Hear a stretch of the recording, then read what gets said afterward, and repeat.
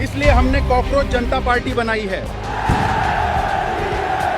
সামাজিক যোগাযোগ মাধ্যমে ঝড় তোলা ককরোচ জনতা পার্টির প্রতিষ্ঠাতা অভিজিৎ দীপকে ভারতে ফিরেছেন।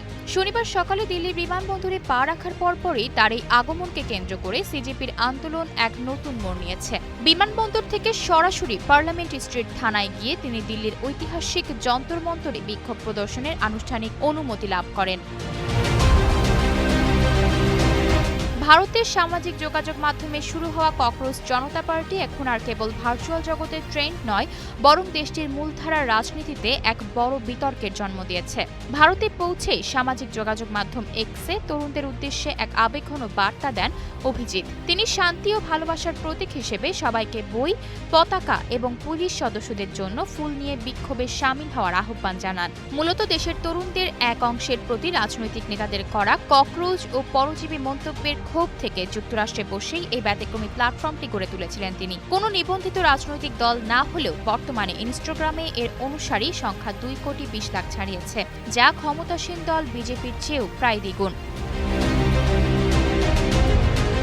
অভিজিতের এই দিল্লি আগমন ও আন্দোলন ভারতের মূলধারার রাজনীতিতে বড় কম্পন সৃষ্টি করেছে। পশ্চিমবঙ্গের মুখ্যমন্ত্রী মমতা বন্দ্যোপাধ্যায়, তৃণমূল নেতা অভিষেক বন্দ্যোপাধ্যায়, মহুয়া মৈত্র এবং কংগ্রেস নেতা রাহুল গান্ধী তরুণদের এই ক্ষোভকে যৌক্তিক আখ্যা দিয়ে আন্দোলনের প্রতি সমর্থন ও সহানুভূতিও জানিয়েছেন। তবে সিজেপি কোনো রাজনৈতিক দলের সাথে যুক্ত হতে নারাজ।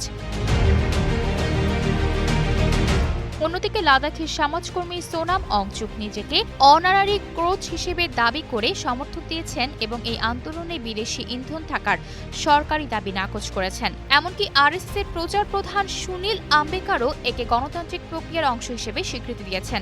এছাড়া অভিনেতা প্রকাশ রাজ ও শিবসেনা নেতা আদিত্য ঠাকুরে শিক্ষামন্ত্রীর পদত্যাগের দাবি তুলে এই যুব আন্দোলনের পাশে দাঁড়িয়েছেন। সব মিলিয়ে অভিজিতের দিল্লি যাত্রা ভারতের তরুণ সমাজের পুঞ্জীভূত ক্ষোভের এক শক্তিশালী রাজনৈতিক প্রকাশ্যে পরিণত হয়েছে। আয়েশা অর্থী, নিউজ ডেস্ক, গ্লোবাল টেলিভিশন।